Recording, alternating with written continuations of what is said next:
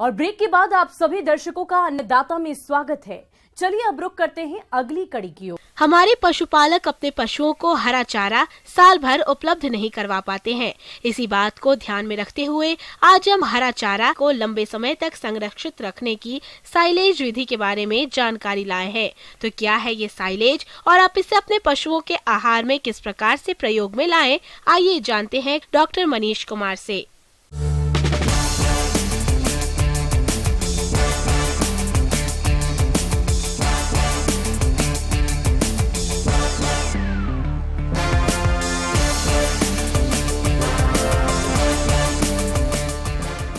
Silage एक ऐसी व्यवस्था है जिसमें किसान जब उनके पास हरा चारा ज़्यादा हो उसको वो उस समय के लिए प्रिजर्व कर सकते हैं जिस समय चारे की कमी हो जाती है। साइलेज उस पदार्थ को कहते हैं जो कि अधिक नमी वाले चारे को हवा रहित नियंत्रित रखा जाता है।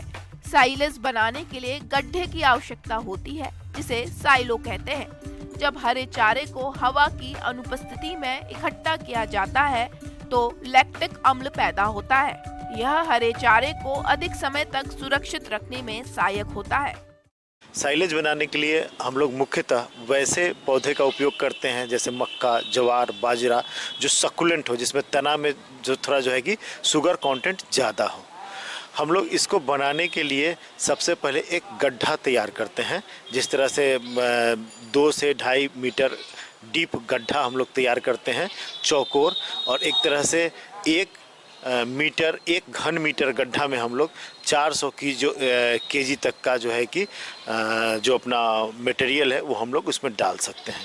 इसके लिए पहला प्रिपरेशन हम लोग क्या करेंगे कि हम ध्यान रखेंगे कि जिस पौधे का हम साइलेज बनाते हैं उसको हम तभी काटेंगे वो 50% फ्लावरिंग स्टेज होना चाहिए, कंप्लीट उसमें फ्रूट नहीं आना चाहिए, और जस्ट वो पौधों में फूल लग गया है, 50% पौधों में फल नहीं आया है, उस समय उस पौधे का न्यूट्रिशन लेवल सबसे ज़्यादा होता है जानवरों के लिए। अच्छा साइलेज बनाने के लिए यह आवश्यक है कि फसल का चुनाव अच्छी प्रकार से किया जाए और उसे ठीक अवस्था में काट कर कुट्टी बनाई जाए। जिस चारे की फसल में सकरा अच्छी तरह नहीं मिलेगा तो अच्छा साइलेज नहीं बनेगा। अच्छा साइलेज बनाने के लिए चारा फसलों की कटाई फूल आने की अवस्था में करनी चाहिए।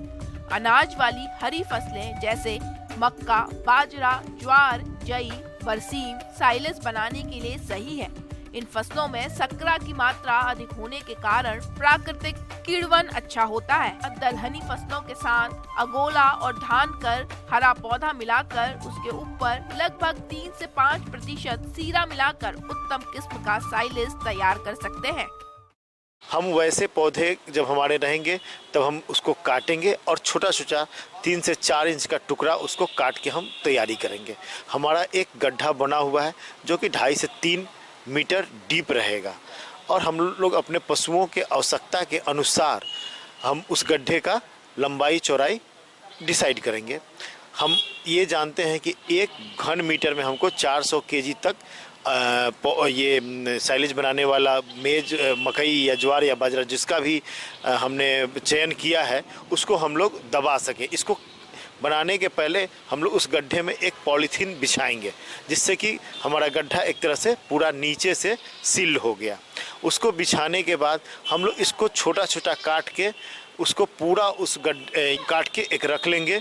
उसमें 0.5% हम लोग नमक और 1% यूरिया मिला देंगे अच्छी तरह से। जितना हमारा क्वांटिटी रहेगा उस हिसाब से कैलकुलेट करके अब इसको हम लोग गड्ढा में भरेंगे। पहले हम लोग गड्ढा में पॉलीथीन बिछाए हुए हैं। ये मेरा पॉलीथीन सिर्फ गड्ढा के पूरा कंप्लीट पैक कर देना है जिससे ऑक्सीजन लेवल एकदम 0 हो जाए। उस तरह का एनारोबिक कंडीशन कह सकते हैं कि हम लोग को क्रिएट करना रहता है। अब हमको क्या करना है, उस गड्ढे को पैक करना है। उस गड्ढे में सारा हमारा जो मटेरियल है उसको डालना है और पूरा जोर लगा के एक तरह से उसको पैक करना है। पैक करके इसके ऊपर ये जो पॉलीथीन था इससे उसको पैक करना है। हमको मिट्टी और गोबर या जो हमारे पास इजीली अवेलेबल हो गीला करके रखना है, और इसके ऊपर ज़मीन से 1 से 2 फीट ऊपर तक आएगा, और उसको पैक करके एक तरह से हम लोग कंप्लीट पैक कर देंगे।